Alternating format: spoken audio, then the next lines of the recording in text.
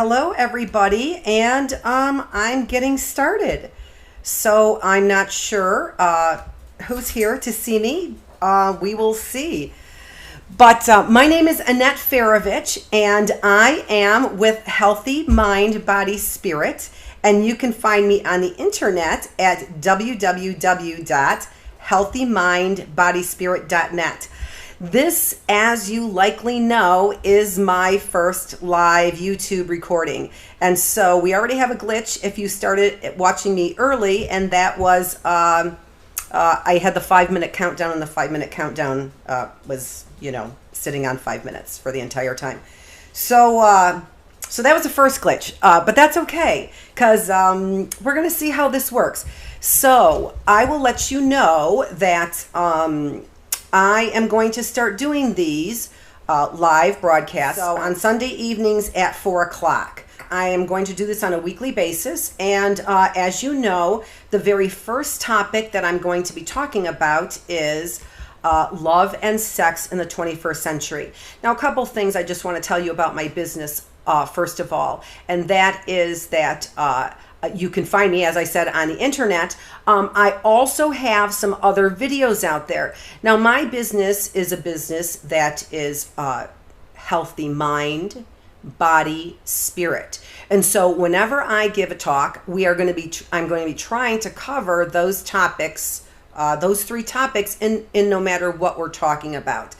But the very first thing that I really want to talk about and say today is I want to say Happy Father's Day to all the fathers out there. So men who are fathers, men who are thinking about being fathers, men who are not fathers and don't want to consider being a father, this presentation still is for them.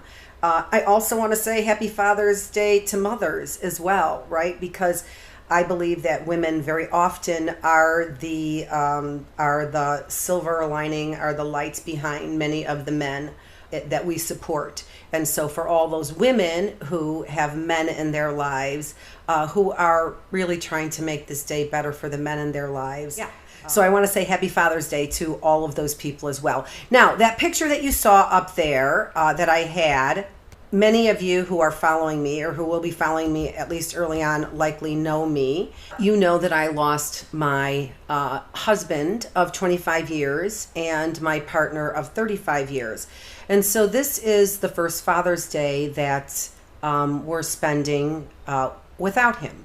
And so what I wanted to do in his honor was I wanted to start doing some of these podcasts, and it became very apparent to me that the podcasts that I wanted to be doing were podcasts on love right now. So that's what my focus is, and I have said, and I'm hoping also that you feel like this is a little bit of a gift to fathers. If you had looked at my ad, I said that this is going to be a gift. I said that it's going to be heartwarming. I said that people of all ages can come and that they would enjoy it. And there's not going to be anything that we talk about that's going to be uncomfortable for people. So welcome and thank you for coming. So when I was deciding on what I was going to talk about and what I would start with, and actually had been thinking about this for a couple months before Stuart passed. He passed on April 22nd, and he was always a very big supporter of me when it came to doing these presentations. Stuart was always here watching them, and so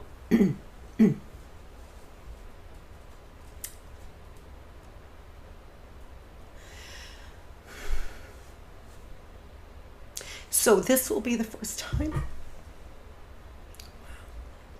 that we're doing this without him. And we will do this without him. Although we will miss him very much. So a gift to you fathers is what I'm looking for. And I'm hoping that talking about love will be a wonderful gift to fathers. So as I said, I wanted to make sure that we are being cognizant and respectful of fathers, and making sure that this is a warm-hearted treat for them. And so I am Dr. Annette Feravich. I have a PhD in psychology, but my My background is in social psychology, developmental psychology, and cognitive psychology. I've been teaching in those areas for almost 15 years in those areas. But my area of expertise actually is in positive psychology. And positive psychology, what we look at is we look at human behaviors and how those human behaviors actually equate to healthy outcomes. We are always looking at healthy outcomes. And because this has always been an area of interest for me, as opposed to necessarily looking at mental illness, for example, what I do is I look at some of those positive behaviors and positive thoughts that we can engage in to actually change some of our thoughts and some of our feelings about things. So what I'm always taking a look at, or what I'm always interested in, are these healthy outcomes for health and well-being for individuals. So when I'm looking at love, the very first thing that I wanted to take a look at is always we are trying to emphasize what is most healthy for individuals. So when we're talking about love, what we want to talk about, we want to emphasize what is healthy love. So this topic that I'm talking about, it is not simply going to be a topic on what is love and what is sex and what is happening today. That's not really the emphasis of this topic. The emphasis of this topic are healthy ways that we can experience love in our lives. Now, there is a hierarchy to pretty much any kind of organized fill in the blank, right? Fill in the blank. We have a hierarchy in businesses, and that helps businesses run better. We have hierarchies when it comes to families, and those hierarchies in the family help things run better, right? We have hierarchies in our sports, for example. So there are better players and there are worse players, and there are better teams and there are worse teams, and they end up creating a hierarchy. So in that hierarchy, there are things that can occur that can help that hierarchy be functioning like a well-oiled machine, or dysfunctional in ways that it's not right. The hierarchy isn't so perfect, let's say. People don't necessarily know their positions in the hierarchy. And that's actually when things get a little bit messy, right? Because after all, we're human beings, and so we don't always want to necessarily fit or fall in a perfect hierarchy. So what ends up happening in that hierarchy is it's not a really pretty pyramid necessarily. It's not a real well-oiled machine, okay? Well, we can talk about that not being a well-oiled machine all day and all night, right?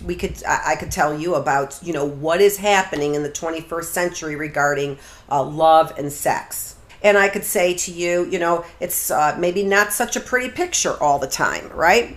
So, but that's not what I'm here to do. What I'm here to do is give you healthy ways to take a look at this, okay? Now, let's take a look at some of those things. So, I'm not quite sure, because I am just beginning. I'm not quite sure how many episodes I'm going to have. But what I put for you here on this slide is I've got the first 4 episodes. So I'm going to be meeting here Sundays at 4 o'clock.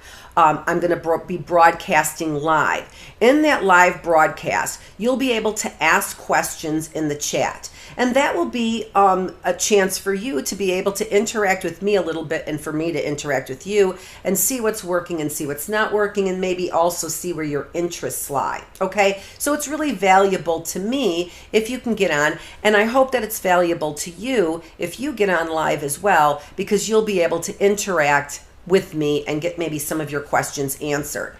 Getting on live, you'll be able to hear first-handed information. Like, for example, I am a Shackley representative. So as a Shaklee representative, I always have sales for individuals. Now, I'm going to talk a little bit about some of the things that I do during this first presentation, but really going to get the focus is really on love for us, okay?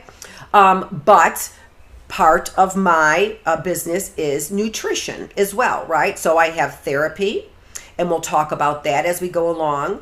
I have that's the healthy mind aspect. The healthy body aspect is my nutrition. Now, I never thought that I would actually be selling any nutritional supplements. I thought that I could make recommendations, and I would make recommendations to individuals for their supplements, but I wouldn't necessarily be the person who would want to sell the supplements. Well, actually, what I found is that Shaklee supplements really are great supplements. And I'm just going to leave it at that because we're not going to talk so much about that.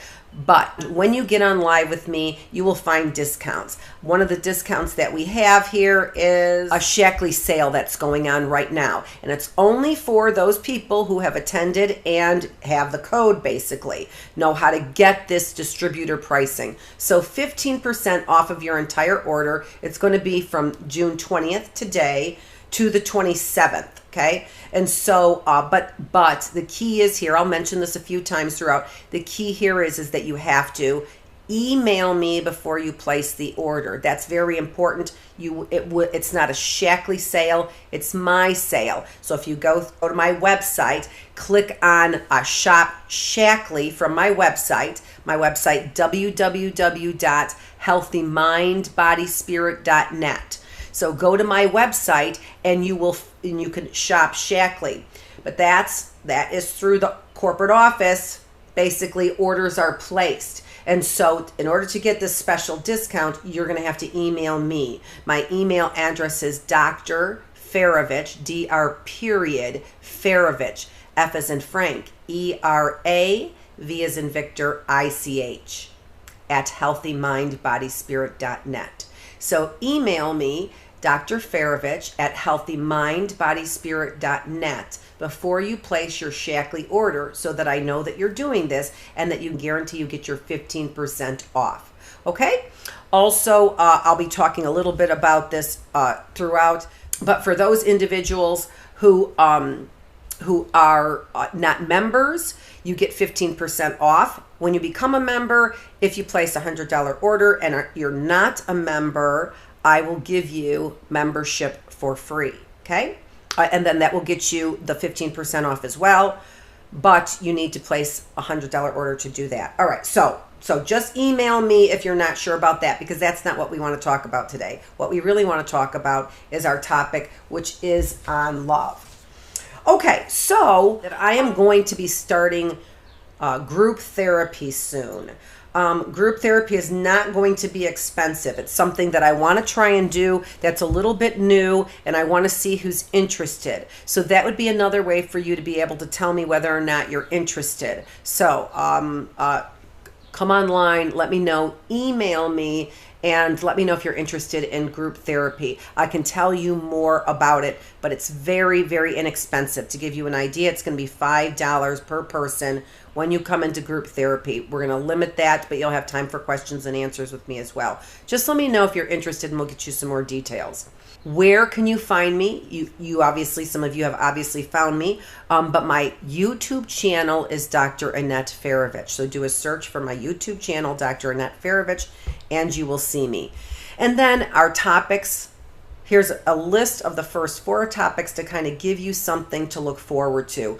We're going to talk today more about what is real love. How can we recognize it? Because remember, we need to have what is real love in order to have the health benefits that go along with real love.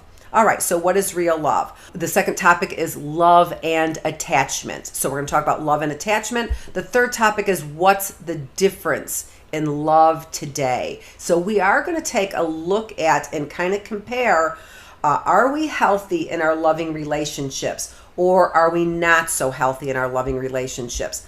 And then the last one there is we're going to start talking about dating. What I want to tell you about this is, once again, I wanted to highlight the organization of these topics that I have. The way that I'm planning to organize these topics is typically when you are taking a class in school, let's say, and that you are taking a class, let's say, in topics on love and sex. Typically, most textbooks would cover information on sex before they would cover information on love. We're going to do this a little bit backwards. What I want to do is not just give you sort of the basic foundations for how we start getting together, right? Dating and then attachment.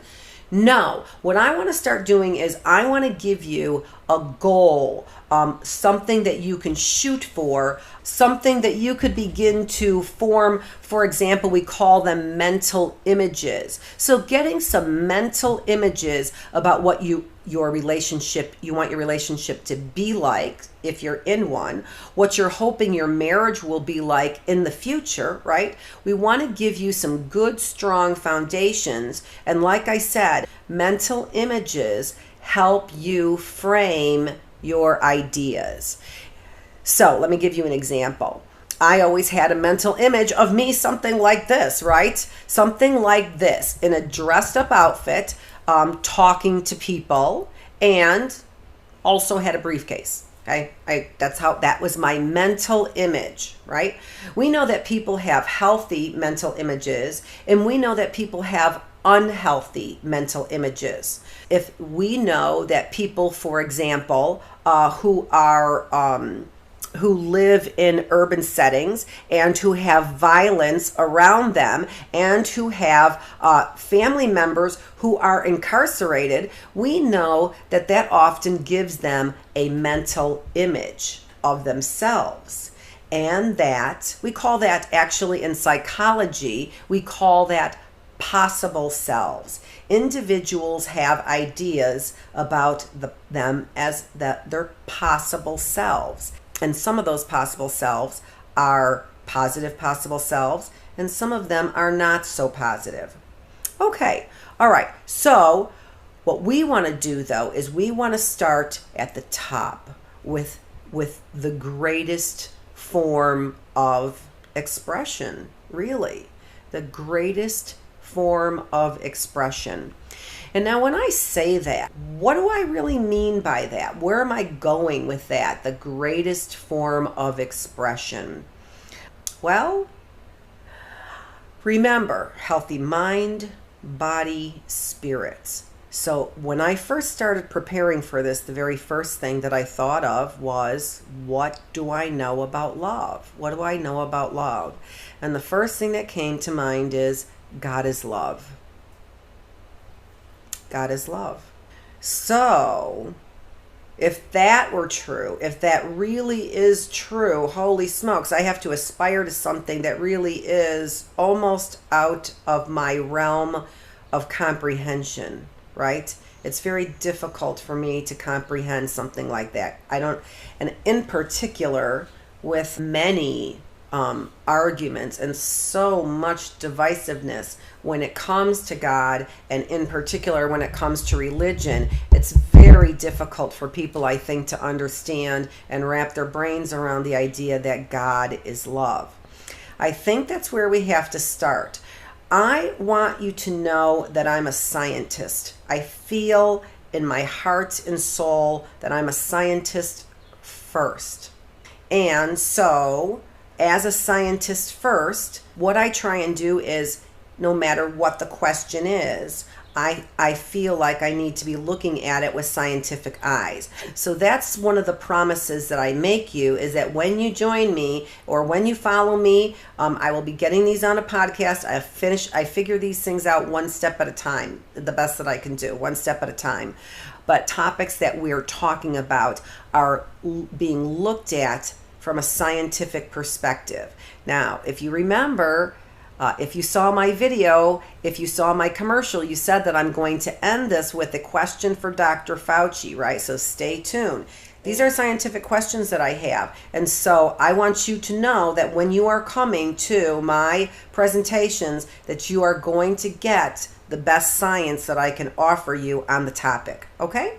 Now, That being said, though, we know we already started with the fact that this topic on love is already a messy topic, right? We're starting with the very first top of the hierarchy that I could figure, right? And that is the statement, God is love, and we're already mixed up, right? I'm already mixed up. I'm already lost about what that actually means. So we're going to step down and we're going to step back just a little bit, okay?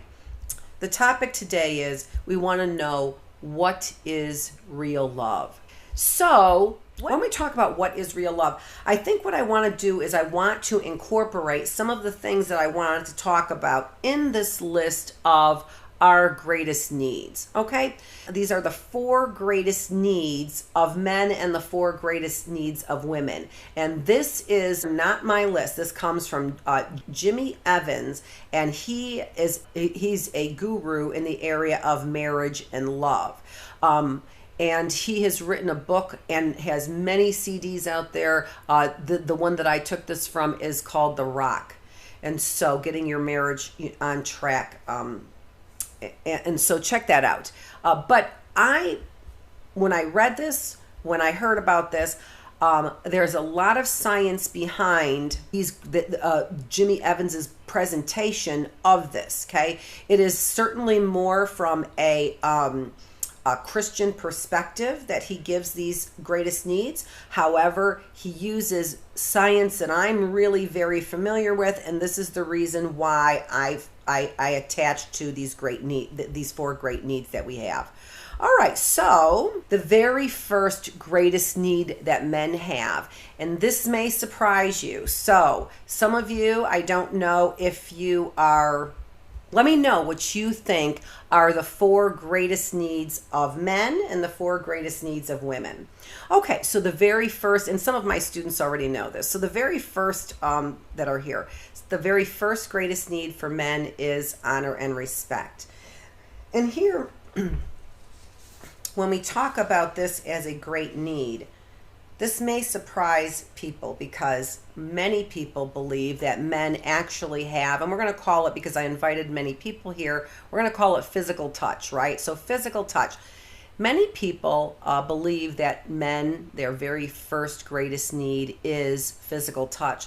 But actually, men actually do not find women attractive who are not respectful of them and who do not honor them. Now, this is an important thing for us to understand, and that is because if we make assumptions about what our needs are as a man or what our needs are as a woman, these assumptions very often can get us into a lot of trouble. One of the things I said I was going to talk to you about is some of the experiences that I had in my marriage. And one of the things I learned much later than I had hoped that I would learn is that we all make assumptions. And I was taught in a listening well class, actually, on how to bring up these assumptions and the importance of bringing up these assumptions. One of the assumptions that I had was that Stuart, my husband, would be the disciplinarian. Now, the very first thing that I get in particular from young people is, well, why would you expect that? Why would that be your assumption? That here now we start getting into things like gender biases, right? And gender stereotypes. So here I am making certain assumptions that fall in line with my gender stereotypes. Now remember, I was 19, or you wouldn't remember, some of you might remember, I was 19 when I met Stuart, when I met my husband. And so you can't really know a lot of the things that you know later on in life, right? So a lot of times at young ages, especially because I'm older than my students, for example, that I would have fallen in line with believing many of the gender stereotypes, right? Remember, even our gender stereotypes that we have, they are learned, they are culturally bound, right? So not everybody has these gender stereotypes. Not everybody has left them alone, as they, younger generations still have many gender stereotypes, right? So it's not necessarily that we we should be faulted for this. We have to be aware of it, though. If you want to be aware and you want to know a little bit more about being aware of our biases, so visit my website, www.healthymindbodyspirit.net. And you can find out more information about all of the things that I'm talking about. But for that self-esteem video, under educational videos, you can find my video that I have on biases. So that will give you just a little bit more information. So what we do when we make certain assumptions, then very often those assumptions are based on biases that we have, things that we've learned, ways that we have learned to see the world. One of the assumptions that I had was that Stuart would be the disciplinarian and I would be the nurturer, right? That was my role, was to be the nurturer.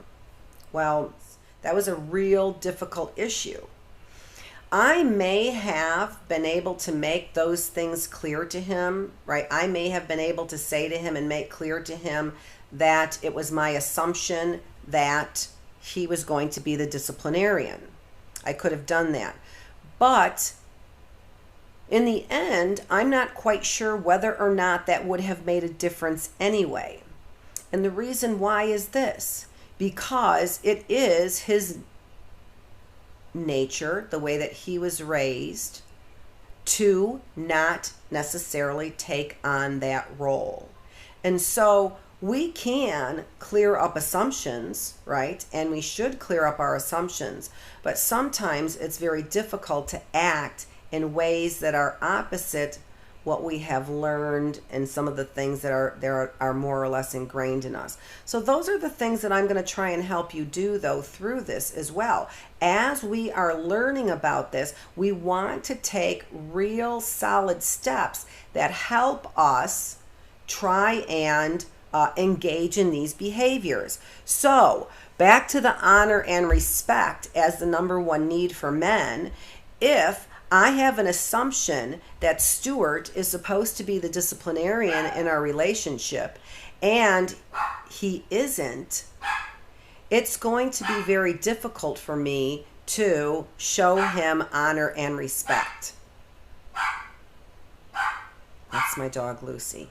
So honor and respect is what we need, is what men are looking for, and they do not want to have sex with somebody who doesn't honor and respect them, right? So they may, but it's not their number one need, okay? Their number one need is honor and respect. All right, so what is the second greatest need that men have? The second greatest need then is what most people have been thinking, right? They're physical relations. So that's what we're going to say, right? We'll say physical relations are important to men. And we know that they are actually, no matter what you say about gender stereotypes and how we try and disregard some of the gender stereotypes or eliminate some of the gender stereotypes, actually 80% of men want physical relations with their intimate other more often than women do, okay? We also know that in a scientific study that was done, and this was done in, you can find this in the Journal of Sex and Marital Therapy, 2012. What they did was they asked 170 undergraduate women and men to rate their sexual interest on a scale that ended up ranging from 1.2 to 6.0.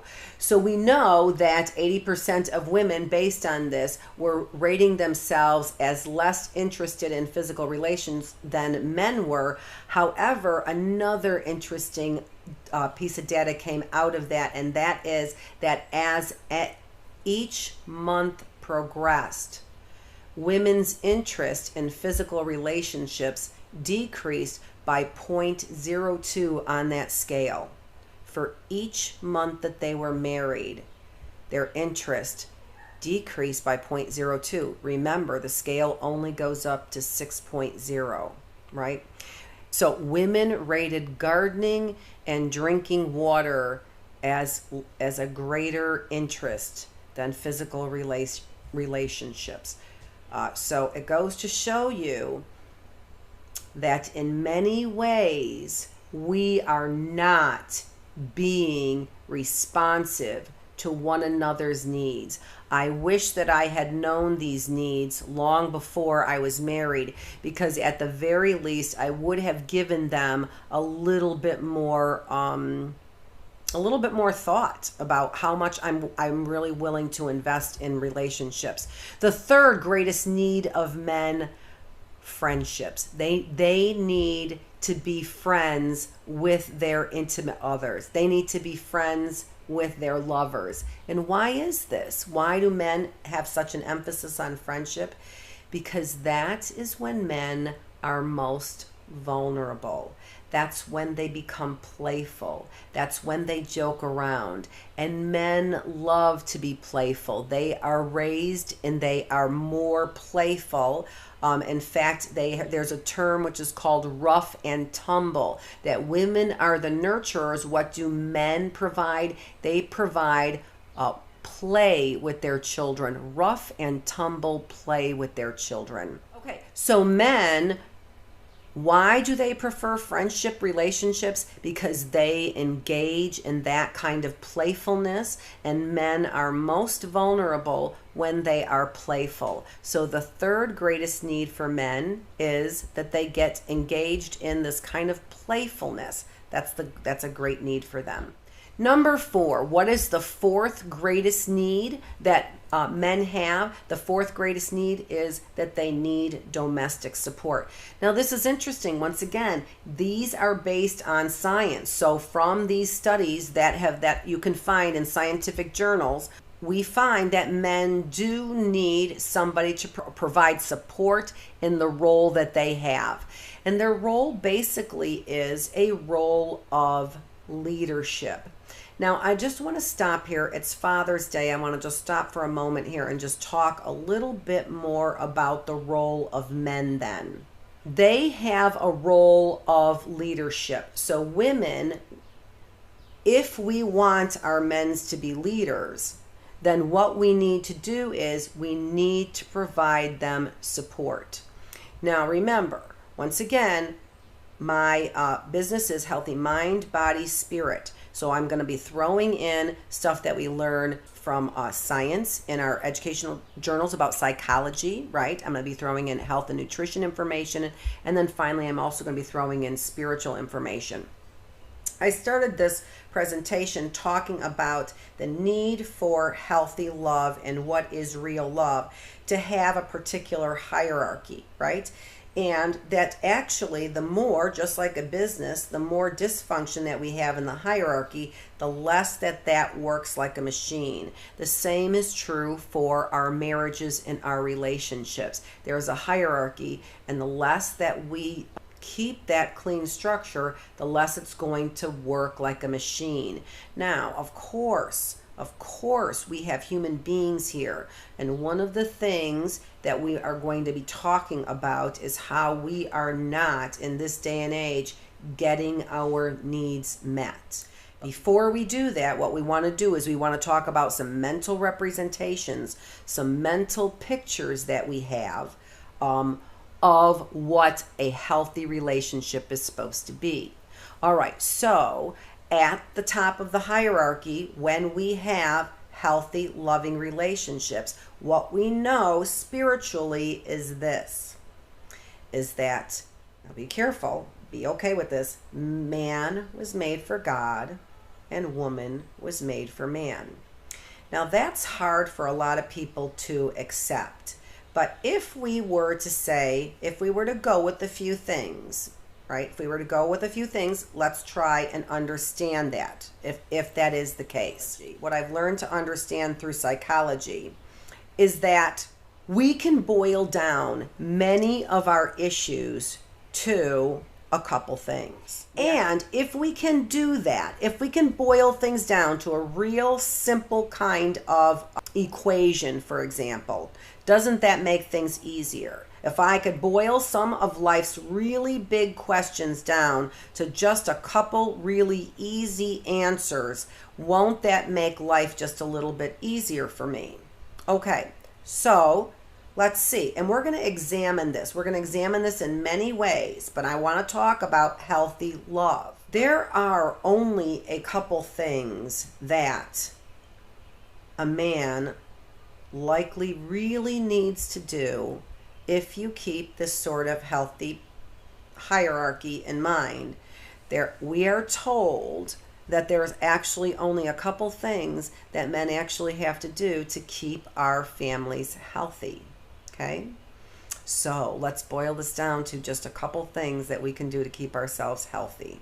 And also, I want to say this to you too, that when we are talking about therapy and when we are talking about just basically our needs as human beings, 80% of individuals want to be introduced or talk at least something about a higher power. And I also believe that there are all kinds of therapies, including things like Alcoholics Anonymous, that use the concept of higher powers. I think if you want to have a healthy relationship, any healthy relationship, you have to entertain the idea that there's something greater than ourselves, okay? Something that's greater than just the sum of its parts. All right. So that's what I would like you to do. I would like you to entertain that idea that there is something greater than. If we understand that man was made for God and woman was made for man, let's just say, let's take this mental image. Let's talk about a hierarchy. Okay. If that's true, then all I really need to do then is, as a man, go to God. That's what I need to do. Go to God. You're looking for some simple explanations, right? You're looking for some simple explanations on how to be a father. There are all kinds of problems that we have every single day. As dads, you are trying to support financially your family. And some men really think that that's where that it stops for them, right? That as long as they are supporting their family, that's enough for them. Right. Men are doing a lot though, right? They can do a lot. I know Stuart, for example, and I want to give him his due. So Stuart, for example, knew a lot about taking care of the house. He was, if you read anything on his Facebook page, which I hope that you do, he was involved in a group that was called Full Throttle that helped rebuild cars for single women, for example. He was involved in Cody High School, and Cody High School getting those students' education on track and getting the resources that they needed. As part of that, there is also a group that was called Life Remodeled that he was involved in as well. And this Life Remodeled group, and they go and they rebuild communities, right? They rebuild communities in a way that not just a house for a person, but whole communities, so that the education, so that the institutions work in the communities, right? In positive psychology, I teach about positive institutions. So they go there and they make sure that the institutions are well-oiled machines as well.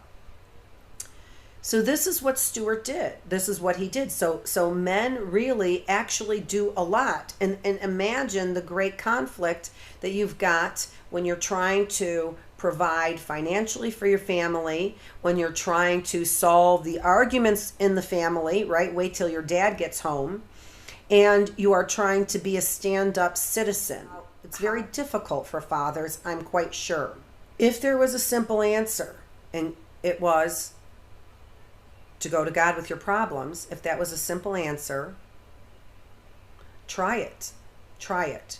I'm a scientist. I try things.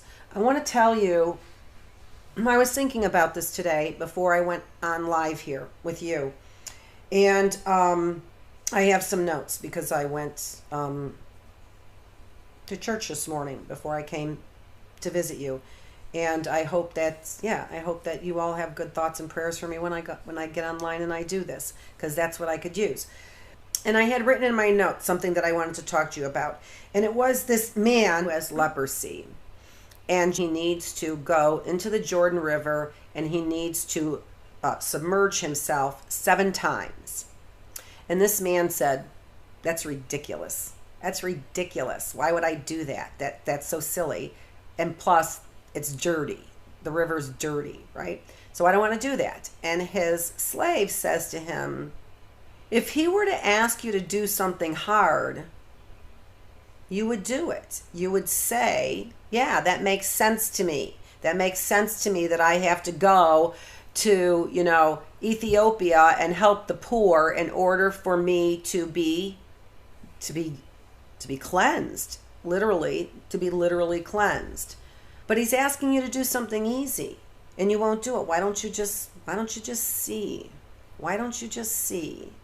And that's what I'm asking you to do. I'm just asking you to see. I'm giving you, fathers, a simple answer. And the simple answer is give it up to God. Try and give it up to God. And if you can do that, see what happens. What I was told this morning is that it is credited to us as righteousness. It's credited to us as righteousness. All right, dads, that is honor and respect. That's how you get your number one need fulfilled. So, you're being asked to do something very easy. It seems to be difficult to a lot of people, I'm quite certain, right? But you're being asked to do something that seems to be quite easy. So do it and see, as a scientist, whether or not it will be credited to you as righteousness, whether or not you will get honor and respect. All right, let's go on and take a look at the needs of a woman. So, what are our greatest needs? Women. The very first greatest need is security. Now, this is really interesting because if you take a look at an evolutionary perspective, what evolution says is that men actually are interested in women for physical relations, and women are interested in security. So when we take a look at evolutionary psychology and the statistics on each one of these, what we end up seeing is that women do predominantly more so look to men for security, and men more predominantly look to women for physical relations. Now, this is true. That is true. However, there's a lot of caveats to that. First of all, we find that not in intimate relationships, we find that in dating relationships, and even in individuals who are interested in long-term relationships, they are actually more interested in a person's character than they are in security, as in money, or in physical relations. So we see that actually when it comes down to describing our needs relative to love, they can be very different than our needs relative to things like that we find when we're dating, for example. All right, so some things to be kind of aware of. We do say that women are interested in security, but they are interested in security relative to the relationship, more so than relative to money. And that is a key difference that we want to pay attention to. Women are most interested in loyalty. That's the security that they feel in their relationships. Women activate different types of jealousy than men do. So women are jealous about relationships when they may interfere with the family, with the security of the family. And actually, men are more jealous of relationships when paternity comes into question. All right? So again, you're always going to get a little bit of science here when we're talking about a lot of things. But don't be afraid to get a little bit of science mixed in with your spirituality or vice versa. Don't be afraid of that. We need to be taking a look at these topics in a scientific kind of way. The second interest of women, physical touch. Now, I put physical touch on here, but I want you to make sure that you are aware of exactly what that means. What they want is they want physical touch without the idea that something greater is going to happen. They want caressing. They want physical touch that demonstrates care, not physical touch in the same way that men want physical relations. They're interested in you touching them without it going necessarily any further. And that's not very easy, is it, guys? Because very often, if women are appreciative of physical touch, men are hoping for physical relations. And what we need to do is we need to keep those things separate. Understand that that is the second greatest need of a woman. We know. To what? To be held. To be held. That's the second greatest need of a woman, right? Okay. All right. Third greatest need of a woman is open communication. And if you listen to Jimmy Evans' talk on this about open communications and the necessity of this, what he says is this: men don't want to talk. 20% of men like to talk, 80% of women like to talk. Now that's not a real stat. I'm just showing you in comparison to the physical relations that men are looking for. And so what we want to say is this: men, you don't want to talk, so talk more than you want to. Women, you are significantly less interested in physical relationships. So women, get involved in physical relationships more than you want to. That if we want to have healthy marriages, that we need to be able to see what men and women's greatest needs are, and also be willing to give into those needs, to be willing to meet those needs exactly as they're listed, not with the ulterior motive of getting something else, right? To give them as they are exactly listed. So, men, you need to talk more than you want to. Women, you need physical relationships more than you want to, all right? And that's what builds healthy relationships. So, open communication. The last need for a woman is this, and then we are done for today. Leadership without domination. Leadership without domination.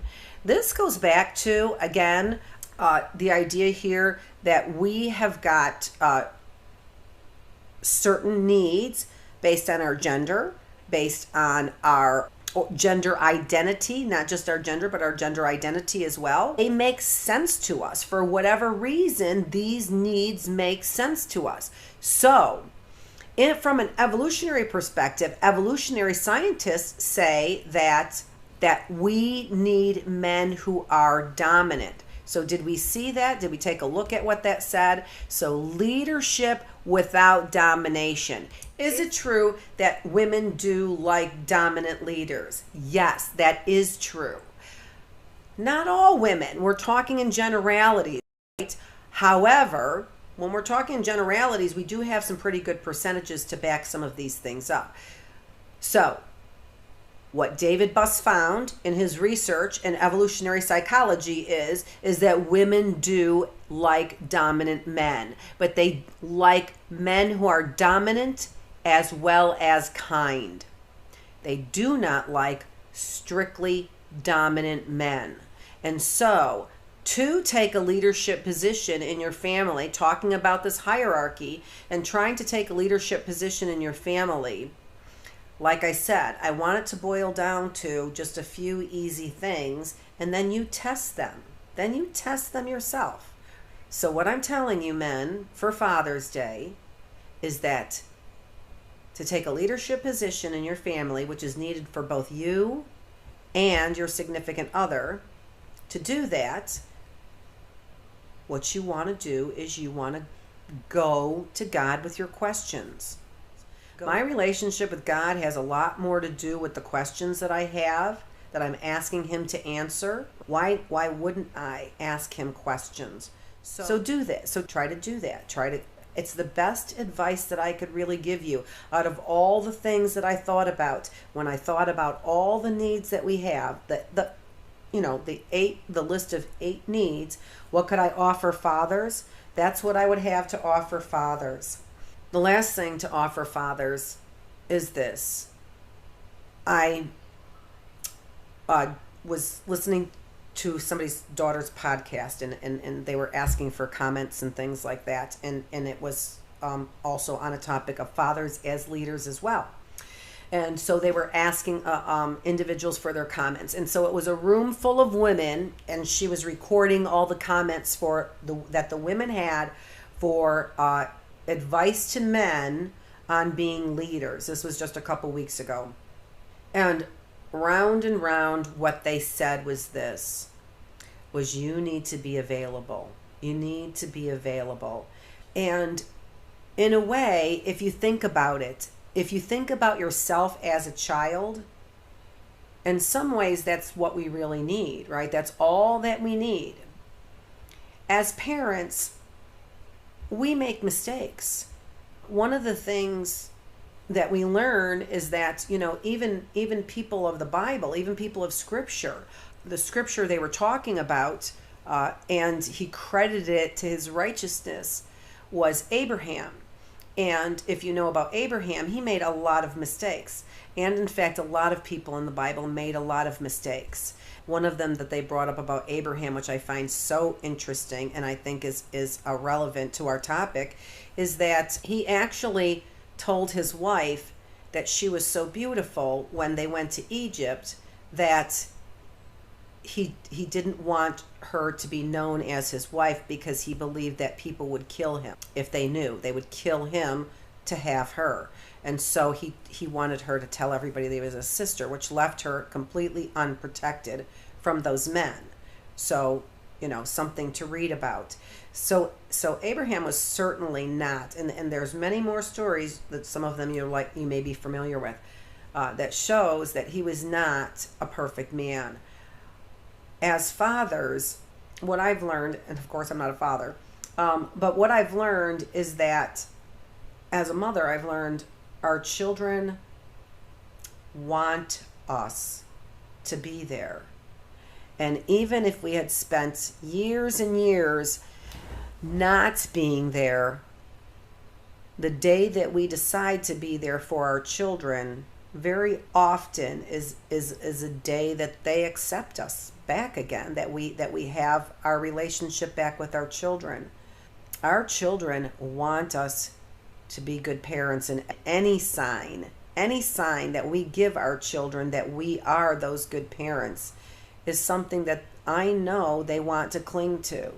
So, fathers, make yourself available to your children, because in doing so, even when you make mistakes, that child is looking to you to see if you are going to respond. Are you going to respond in a loving way? That's it. It's not, are you going to, buy these things, say the right thing, do the right thing, but are you willing to respond? So being available. So I'm trying to boil some of these things down to just a couple things that you can try. Come and see me, and come in the chat and let me know what worked and what didn't work. I would just love to hear what works and what doesn't work. So those are the two things that I would like to leave you with. Didn't I say that I had a question for Dr. Fauci? So here's my question for Dr. Fauci, because I am a scientist in the area of healthy mind, healthy body, and healthy spirit. And so my question for Dr. Fauci is this. It has become apparent to me that the mission of the CDC was to eradicate childhood illnesses, and that was the sort of the promotion of the vaccinations. So the promotion of vaccines was in order to eradicate childhood illness. And so I would like to know if you believe that we are a success with that. So I gave you a tease with that. I put that question out there. I'm interested. I'm very interested in our health status, and we'll be looking at more of that. So what do we have coming up for our next presentation? Love and attachment. We're going to be talking about love and attachment. So I hope that you see me next Sunday. It's going to take me a little while, obviously, to edit this. This didn't turn out quite as smoothly as I had hoped. So it's going to take me a little bit to edit this. It will be available next Sunday. So I'll be getting it up. Find me on LinkedIn or go to my website, www.healthymindbodyspirit.net.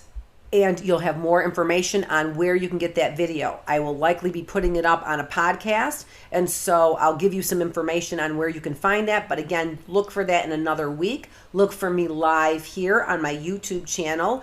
Dr. Annette Feravich is where you can find me, and we will be talking next week about love and attachment. Thanks to those who have joined me, and please tell your friends, come here live. I would love it, but you'll be able to get the video even if you miss me live. Okay? Thank you.